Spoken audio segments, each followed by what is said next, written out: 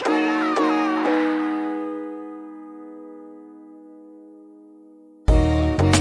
cushion header. And Gerrard! What a head, son! What a head! Maguire!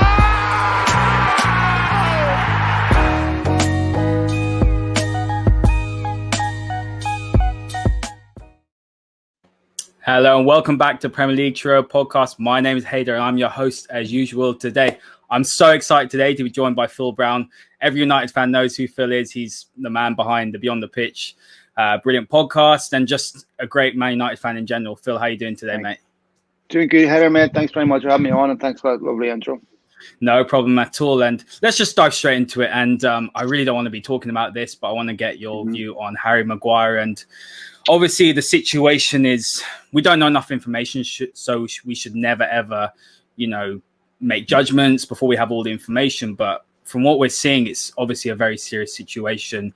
He's a club captain. Obviously, leading by example is really important. But what are your views on it? Because I see a lot of fans with some really disgusting comments saying, now Oli can change him as captain. Now we can bring in Bruno. He's rubbish. He's not good enough. And I just think that it's a typical case with our fan base is that when there's one player doing something wrong, we love to pit another player against it. So tell me what you think about the Harry Maguire situation. And do you think it actually is an opportunity for Oli to choose Bruno, who for me is probably the right choice as captain?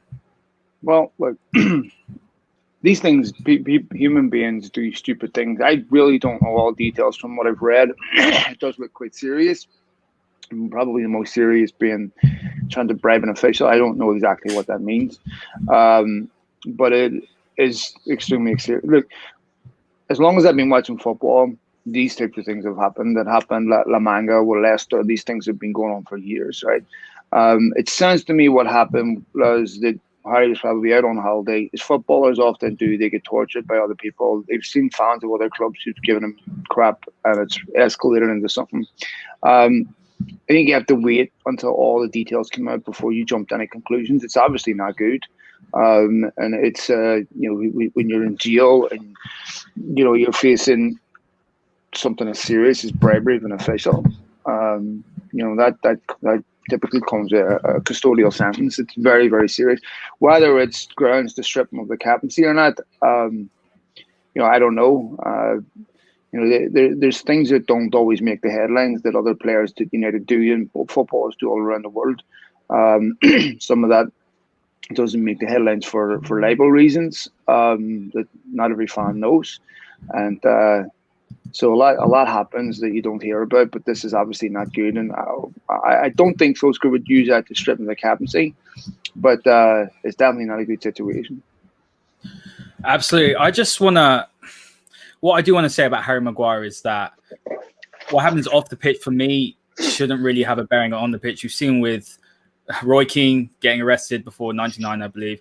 Ryan Giggs obviously has a very colourful, off-field story. And I just think that what he needs to be judged is on the pitch. But let's talk about Maguire as a player quickly before we move on to bigger things. But for me, I think he's a decent centre-back. I think he's got too many flaws and deficiencies in his game to be a top centre-back.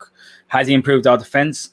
I would say so, yes. But do you think he's mainly being judged on that price tag? And if United want to win titles, surely they need to be bringing in someone who's better than Harry Maguire. Because for me, I've always said he's a really good centre-back if he's, your second choice centre-back. But if he's your first choice centre-back, you've got that ceiling. Put him next to a Van Dijk or a Laporte, I think he'd be excellent. But the fact he's next to Lindelof and he's the one who has to be that top centre-back, looking at Vidic, and Rio, and in the past who we've had, Jaap Stam, he doesn't even touch them in terms of quality. No, but I think that you're talking about players from an era that's gone. You go through world football, who are the top centre-backs? There aren't many of them. People throw names about because of Football Manager and they don't actually watch a lot of football. You look at someone like Bayern Munich, for example. They're putting the likes of David Alaba in centre back, who's actually a left back. They're creating centre backs. Pep Guardiola's had a problem with the centre of defence. Arsenal have had a problem with their centre of defence. So it's really difficult to sign these players. I know people talk about Upamecano and another Football Manager favourite. but it's not easy to find these players. So it is a problem position, not just for Manchester United, but throughout world football. Barcelona have had problems there. Real Madrid have got a problem now with Sergio Ramos. We saw Rafael Varane, who doesn't look anywhere like the player that he was linked to United years ago. So, there's just not a lot of good quality centre backs out there. So in relation to other top quality centre backs, Maguire isn't, a world great, no, of course. But there's not many of them about, and he's Chris Smalling's one of the best defenders in Italy, arguably better than Koulibaly. And so this last season, which gives you an idea of just what's out there. There's not much there. So for me, I sympathise with United in some sense in that, first of all, he's being played on the wrong side. He's right-footed. He's not left-footed, which is a problem. We're releasing balls into the channels. One of the things you see Maguire do quite a lot is give away long balls. He always underhits them. And I don't think that's his strength. I think his strength is defending. I think if you look at Leicester, he defended very deep because he's not super quick. So balls over the top are a concern. But United need to find that central defender, but they're not easy to find, especially considering how the football club are operating now financially. Yeah, spot on. I do agree with that. And that brings us on nicely onto the Sevilla result. I know it's been a few days, but I just want to get your thoughts on it. I mean, I think for me, it really exposed our deficiencies, and it was a dose of reality for a lot of fans who were getting quite carried away. I mean, we've been in great form, and Solskjaer's been brilliant since the restart. The team have been playing some good football, but when you're playing that many games twice a week, every 2 or 3 days, obviously you're going to need the squad. And what we saw is no substitutions till the 86th minute. We saw nothing on the bench of any quality, which is startling for Man United. And something that Tom McDermott said to me the other day, he came on my podcast. I know he was on your podcast as well. He said that Bayern Munich PSG's bench, looking at the quality on the bench, how many would walk actually into Man United's first team? And that's the level you got to be at. And when I look at the game, there's two areas for me. One is the fact that we had 46 shots over 2 games, 21 on target, and only scored 2 goals. Those 2 goals were penalties. I think that's a concern for me. And the second thing was the defensive mistakes. When I look at the squad, I don't see characters. Apart from Bruno, and I love the fact that maybe people don't, but I love the fact he went in on Lindelof and held him accountable, because there's not enough players that do that. They put their heads down, or they look around, or it's a shrug of the shoulders. And that's something which we've seen all too often the last 7 years as a United fan, especially the last 7. Obviously, before that, we had characters. And something that I notice is that we're not streetwise. And when I mean by streetwise, I look at that game management, being able to close out a game, being able to lift people up when things are down. And the player that epitomized that for me was definitely Ava Banega. I thought he was brilliant in the game. And United don't have that. So for me, I think that we're looking obviously at defensive midfield. We're looking at centre-back, a left-back, a midfielder, a right winger. I would have got Cavani, if I'm honest with you. I know you're laughing at me because obviously the Glazers aren't going to fund that, and we know that. But looking at the squad, do you think that Solskjaer's taken us as far as he can with this squad? And anything but quality additions, he's going to be left out to dry like Moyes was, like Van Gaal, like Mourinho. It's the same story, and you're seeing, and we'll talk about the Glazers in a second, but the managers aren't the problem, right? It's what's going on above. Well, of course, the biggest problem is what goes on above, because they're the people that determine what we're going to get. First of all, if you look at the football club since 2013, really nothing. If nobody's happened, it's worth celebrating. I mean, they've won a League Cup, an FA Cup, and a Europa League. Club Martinez says should not be. That should be the result of 7 years. You talk about PSG and Bayern. Well, PSG aren't comparable to anyone because the financial system is totally different. I mean, it's run by a country, but Bayern is a great example. So what you see at Bayern is you see a consistent identity that runs from the top to the bottom. They know exactly who they are. They know exactly what they want. They train their youth team exactly the same way the first team plays. So then once their youth players develop, they can surgically take them from the youth team and put them in the first team. You see they look for managers that suit their system, so that they sign players that suit their system. What United do is they hire. They can be forgiven from Moyes because Moyes was really the previous people's appointment. Yeah. But after that, you have Van Gaal without any real thought into what makes Van Gaal successful. If you look at where Van Gaal's been successful, at Ajax, at Bayern Munich, At Barcelona, 3 clubs with very, very similar setups. We've got exceptional youth, right? And developed players, very, very similar. Ajax, Barcelona, a mirror image of each other. Even Mourinho, you look at the clubs he's been successful with, Chelsea, Real Madrid, and Milan, all of them invested a lot of money in his teams, let him buy who he wanted. He was able to bring in players that suited his image. But at United, that didn't happen. So you got Van Gaal with a very different system with David Moyes. They backed him for a while. Like, they lost interest and sacked him after they won the FA Cup. Then they bring in Mourinho without any real thought about what type of system Jose Mourinho plays and wants. 2 years in, same thing, they lose interest. And so what you get is you get a mishmash of players for different systems that don't really suit the way they're being asked to play. So they come in, they quickly lose confidence because they're being asked to do things that they're not suited to do.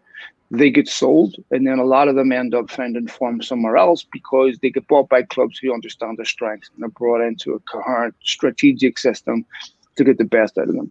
Very, very rarely do United buy a player, then sell them one at a profit. It almost never happens. They usually come to United, they deteriorate, and then they get sold. So what we've got now, finally, that we stumbled upon the solution with Solskjaer is this is what United wanted. They want a team that plays in this image. They want a team that plays this way, a team that is in touch with who United are culturally. The concern now is, do the football club have the resources anymore to really support Solskjaer, considering they've basically wasted £800 million on players, 900. They've spent £1.2 billion on players, not by the 800 million, since 2013. And here you have a razor-thin squad. Solskjaer didn't make those changes because he didn't have the changes to make. He didn't have the players that were capable of coming on. He looked at the game and said, I stand a much greater chance of winning this game with these players on the pitch than taking them off and putting these players on, because the players that I have on are better. Right? So, to be fair to Solskjaer, he's been vocal about this, about the thinness of the squad and the fact they need quality. But when you look at United's finances, they're not in a position to get him the players that he needs. Talk to me a bit more about those finances, because I think a lot of fans are thinking we spent, like you said, 1.2 billion. So what is another summer of spending? I know that there's been that 140 million, I believe, credit. Was it a credit loan or an overdraft that's been taken out? Clearly, that's not for transfers. Otherwise, he probably would have made some moves now. But are you able to tell me a bit more? And can you just give the fans, the listeners, an insight actually into the true reality of United's financial position? Because all we hear is, we can do things that other clubs can't do. And I mean, I did a little bit of reading myself, and the fact is the Glazers still took their dividend this year.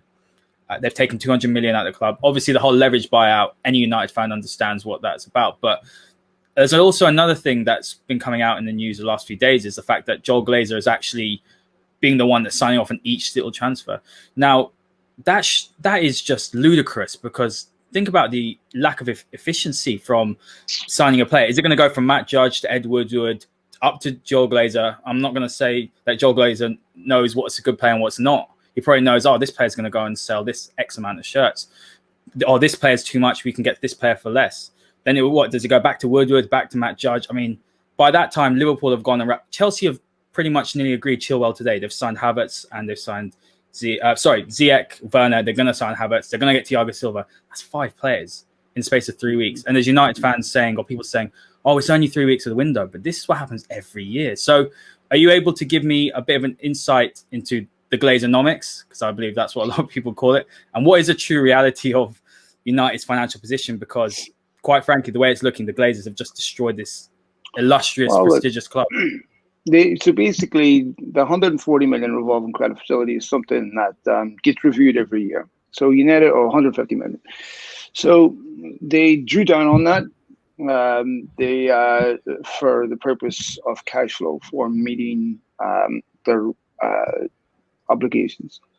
Spurs now have the highest debt in the Premier League because they borrowed 600 odd million to buy a stadium, plus they just went to the Bank of England, borrowed another 150 million. In terms of the finances, United are fine. They generate plenty of money.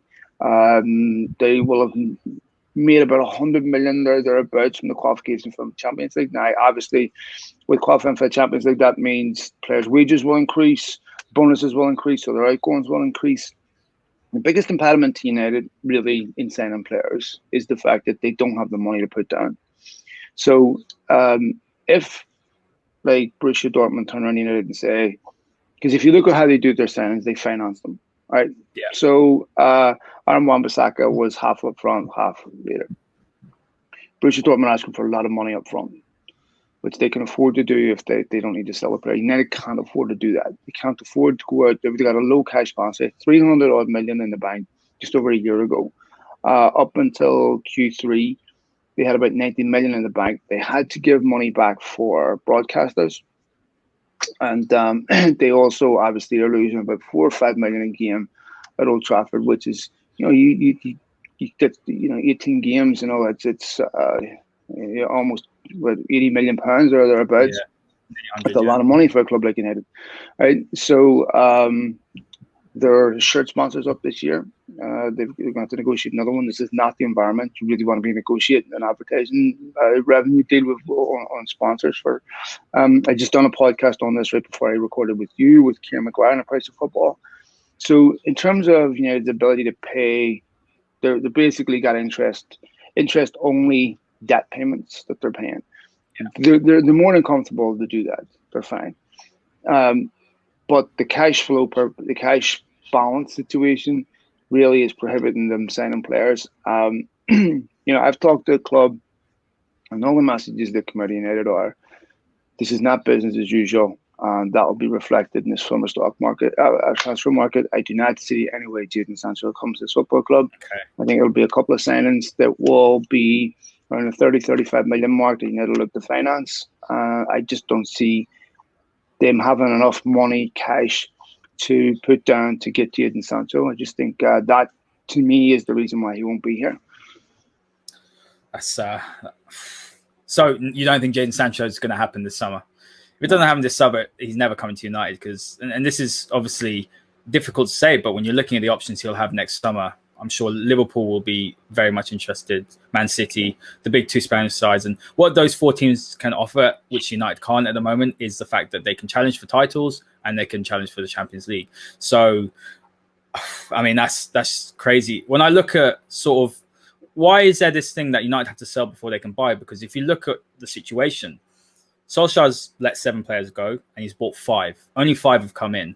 If you look at Lukaku, he wasn't replaced until Ighalo, and I wouldn't say Ighalo is an adequate replacement. The guy hardly plays.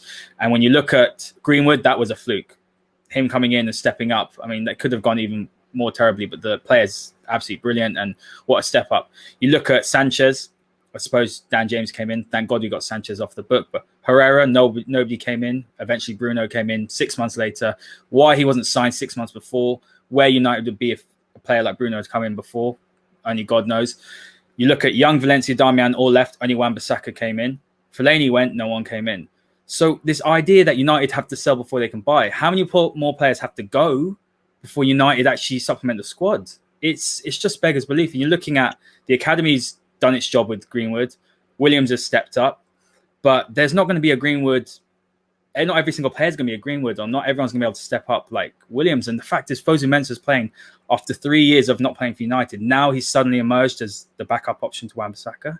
This is Man United. I mean, this is a club which should be challenging for top honours, and it's not enough. And then you are told each summer that players need to come before they buy. And how can a club operate this way? And how can the powers above be serious about challenging for top honours? Because they're clearly not. And you look at Man City. They're looking to bring in 5 players during a pandemic, 5 players.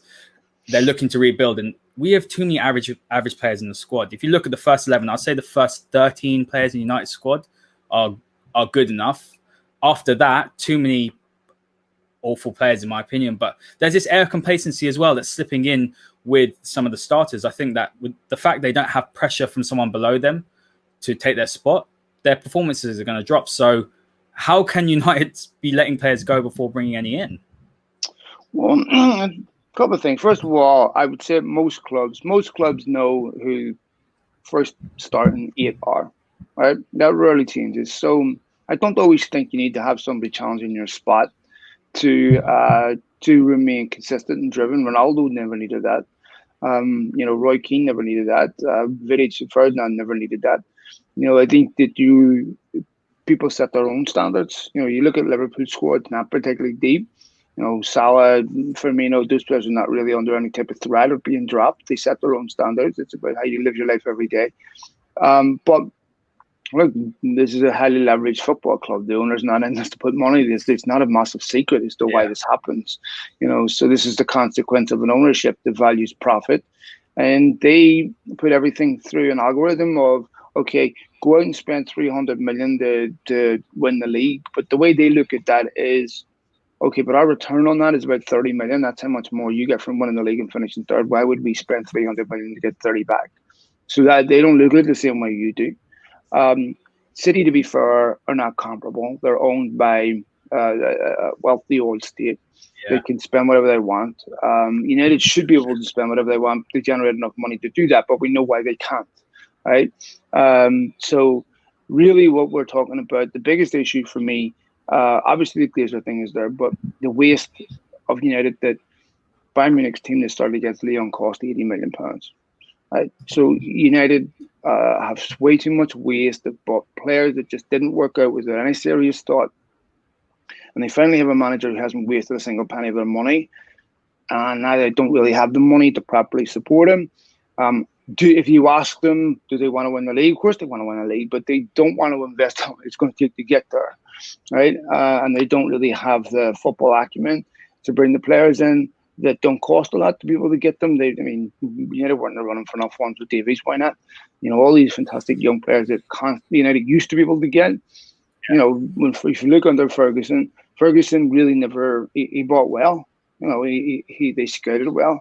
All that has disappeared. They're starting to improve upon it now, but to win the league, if you're not going to buy it, you have to be exceptional in every department. And United are not exceptional in every department. The squad's way too thin. When you say about buying, well, it goes back to what I said. It goes back to, look, if you've got clubs that are asking for a lot of money down, United don't have that money unless they sell. Right? Now, they wanted a bit of Lukaku. They gave Inter Milan some very favourable credit terms. But most of the players that they sell for pennies because most of those players have failed. So they don't get a lot of money. But if Bayern Munich, for example, wanted to sell Corentin Tolisso, they probably get their money back on him, right? So we're talking about totally different football clubs and how they run and their objective. Bayern Munich's objective is always to be a football success. United's primary objective is to be a financial success. Yeah, absolutely spot on. And another thing you probably can add to that is the fact that our wage structure's out of control. And Phil Jones, who decided to give him a new contract when he hasn't played any football. And I was having a look, and United's salary sort of wage bill has increased 82% since Fergie left. And when you look at the average wage as well, it's £160,000 a week, which is just absolutely crazy. And when you're trying to shift the likes of Phil Jones and tell him, maybe Norwich or West Ham are interested, they're not going to be able to match that. It's just a crazy situation. But sort of moving on, what's the general consensus around the club with Solskjaer and generally with, for example, players? Do players want to join? Are agents, sort of pushing players to United? Are players interested in joining this project? Because obviously I'm going to be a little bit biased from a United fan. I think there is promising signs from where we were under Jose and how dull and stale it had gone. And Ollie's come in, he's had to reset the squad. There was a lot of toxicity. Top players wanted to leave. And fast forward, sort of, I'm not going to say it's been calm at all, because if I'm being honest with you, when it hit December, January time, I really had serious doubts whether Ollie could turn this round. And one player's come in and he's been the catalyst. And I know that you said on your podcast that I did have conversations with Pochettino. I know that's obviously something that hasn't been taken any further, and Ollie deserved another window. But is there this general consensus with perhaps players, or you've heard that they are interested in joining United, or is it a case of they're not really as interested? You're always going to get players that want to play for Manchester United. That's not an issue. It's whether you get the right players to play for Manchester United. The best players have choices, right? So, the fact is, United aren't very good at signing players. I mean, Jude Bellingham and Erling Haaland's a perfect example of that. They anytime they've got competition for a player, they seem to always lose them. So this is not a new problem. Sure, agents ring United all the time and offer them their players. That happens all the time. But this United have made mistakes in the past from choosing players based on that rationale. Someone's called up like Falcao, here's a player, you can have him. So they don't really thought about how he fits the system. And that's what they're trying to learn from. Obviously, people inside the football club are really, really happy with Solskjaer and everything that's been done. And, there could be supposed cultural reboot at United. I would disagree slightly that they got really lucky with Mason Greenwood. You can't say everything that's positive was luck and everything that's negative is their fault. Mason Greenwood was developed properly, exceptional young talent. Solskjaer coached him properly, put him in a team properly, put him where he was brave enough to do it, and he returned doing 18 goals. So I think they deserve credit. Mason Greenwood's been at the club for a long, long time. I think they do deserve credit for that. But in terms of signings, it really isn't about whether players calling up and offer them some agents ringing the clubs and offer them players. It's about who Solskjaer wants and designates as who that's really the issue, whether they should get that. The fact that we're sitting here, what are we, 3-4 weeks away from when Leicester happened and haven't signed a single player, is typical. But they have a primary target in Jadon Sancho, and they were hoping that Borussia Dortmund would reduce their demand of so much money up front so they can get that signing done. I think they're reluctant to go out and sign other players in the hope that situation changes and they can get Jadon Sancho. But the reason about selling to buy is to generate enough cash so you can put down on a player to get him.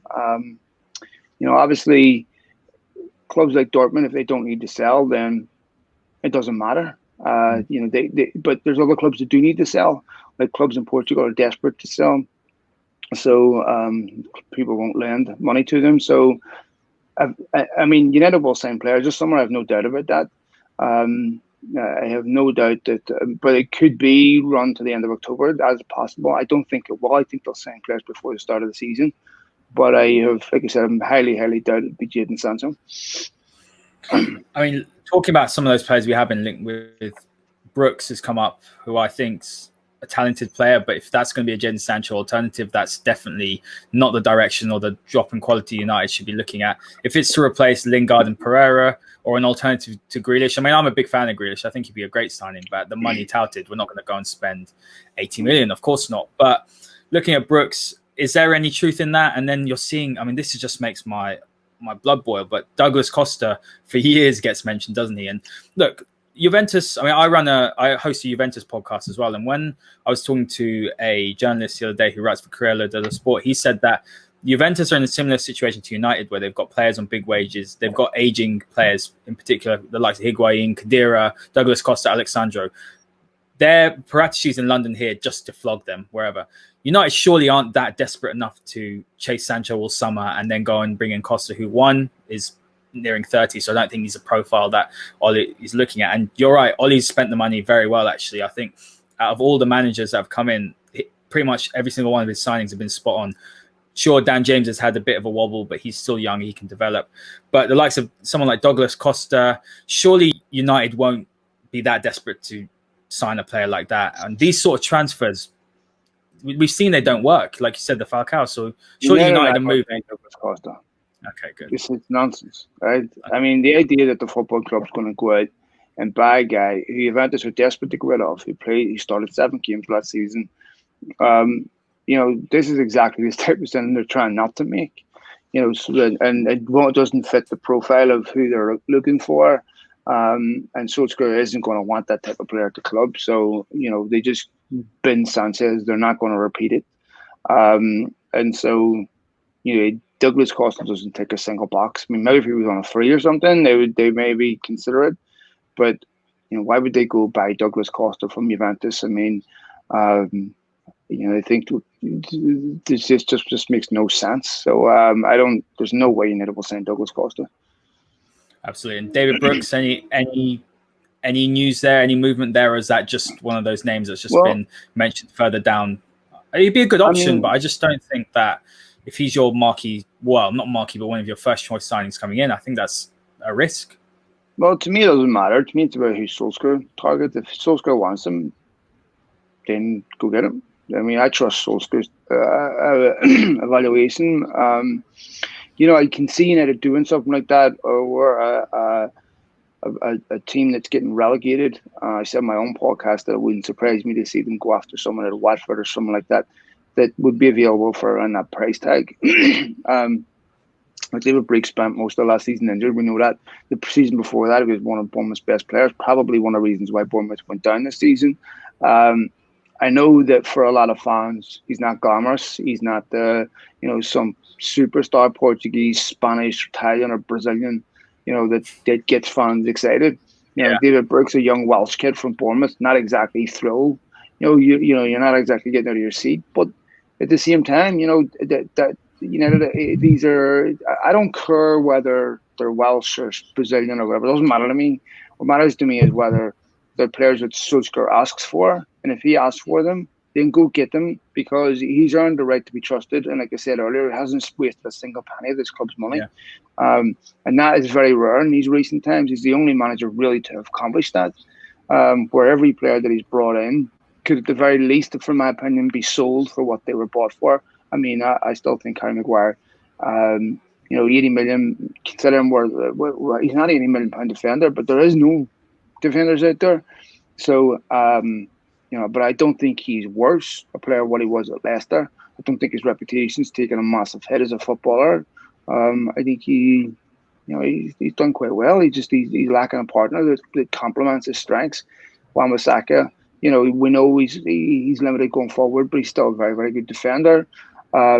Definitely has to develop technique going forward. He has to improve. Dan James is worth more than what United paid for him. Igalo leaves in January, so United want to do something about that too. Yeah. So that is a concern, which is another reason why I think they want Sancho so bad, is because Igalo is going to leave in January. With Greenwood in. So that would be basically the forward Lukaku replacement, and maybe move Greenwood inside. Yeah. So I think if you look at the players that he signed, he's done an exceptional job. Bruno Fernandes speaks for itself, of course. And these improved players that looked awful. So I think if he wants David Brooks, go get David Brooks. I have no problem with that. Awesome. And the last question I want to ask you, because I know you've got to rush off, but what can United hope for next season? What represents a good season? I think for me, it's really tough. It all depends on the summer transfer window, obviously, what comes in. But for me, United need to be within, I would say, 10 points of the top come March. I think that's important. Closing that gap. We can't be 30-odd points behind again. I have massive concerns. If you're looking at the fixture list, it is very congested naturally with the little time from this season to next season. It's a very unique case, but I would say that United need to win silverware. I was quite concerned the fact we did lose 3 semi-finals. I know some people say it's progress, but for me, not to take anything away from Solskjaer or the squad, but I think for me it represents maybe a weak mentality. Losing 3 back in the day, obviously it's a different Man United. It's not United of old, but you had to get to at least one final and challenge for trophies. And I always think that you looked at Pochettino and he struggled winning silverware, and even the small ones, a League Cup here and FA Cup isn't small. I think FA Cup, they should definitely be giving the Champions League spot for that, because it's a trophy. But I think for me, the issue was that we had to win silverware. Arteta's won it in his first season. That counts for something. But I would say we'd have to win maybe a domestic trophy and getting at least out of the group stage. And I can't believe I'm saying this, but at least the group stage of Champions League. I do think the team is good enough to get maybe to the round of 16. I don't know, but have to get out of the group, and just want to see improvement and progression, because look, it's a project. It takes time, and everything's pointing in the right direction, but you can't do anything, can you, without big investment or top investment? Arteta would swap with Solskjaer right now. We would take top 3, top 4 for an FA Cup win, right? And Leicester was essentially a cup final away. United went and won it, right? It was a one-off game with everything to play for. It was basically the final of the winner takes Champions League. They went and won it. Yeah. They lost the FA Cup semi-final because we know they rotated the team and they don't have the quality to do that. They should have beat Sevilla. They were a much better team against Sevilla. Yeah. They just missed chances. So I think each semi-final tells a different story of why they lost it. It's not the same consistent reason And given that the fact that they were the most consistent team in the league since January, I think they and Solskjaer deserve credit for that. So I wouldn't say they have a weak mentality, but they're clearly missing certain players that they need to be complete. So for me, I think what would be success if they started the season today, then on top four. And in 2013, it was unthinkable that would be something for United where top four seemed guaranteed every single season. It was a question of whether we win the league or not. Top four seemed utterly absurd. So it's a reflection of how far we have fallen. The top four is the only target. But to me, if United don't go out and spend this summer, I'm really not interested whether they finish top four, because what they've continued to demonstrate is that it really doesn't mean anything in terms of building, in terms of the football club. It's just another financial goal. So top four is only of interest to me if United use it to go out this summer and bring players in, strengthen the squad to push on. If they don't do that, and they go out and they're parsimonious and they bring in a couple of odd stragglers here and there, then it's not really top four is nothing to celebrate, because they're not realistic in terms of the Champions League and capable of winning it. It's someone like Bayern Munich are still significantly ahead of United, and the club aren't demonstrating that they're using these platforms to build. So you look at the last time they were in the Champions League, under Mourinho, it was a catastrophe. They signed 3 players that summer, Dalot, Fred, and Lee Grant, which was a disgrace. Yeah. So it's only the top four is only worth something if it's used as a springboard. If it's not used as a springboard, it's just used for extra revenue. Then what's the point? Yeah, that's a great point. It's sort of that Arsenal mentality, wasn't it, under Wenger, that top four became a trophy. I mean, I just hate the idea that teams just want to go for top four because they sacrifice other trophies, and it's just like you said, it's a financial goal. It's not. No one's going to remember that you finished 4th in the league. 10 years in well, time. Look, the players. You have to remember also the players are paid more when they're in the Champions League. I mean, if they're not in the Champions League, they take a 20% drop typically in their wages. So for them, it's more. Ask a player, do they want to win the FA Cup or win or finish in the top four? They want to take top four. Absolutely, spot on, Phil. Thank you very much for your time today. Absolute pleasure, man. Thank you so much. Just keep up the great work. You're doing some great stuff. Thanks, man. Yeah, thanks very much. Same to yourself. Have a great weekend, pal. Thanks, Cheers, mate.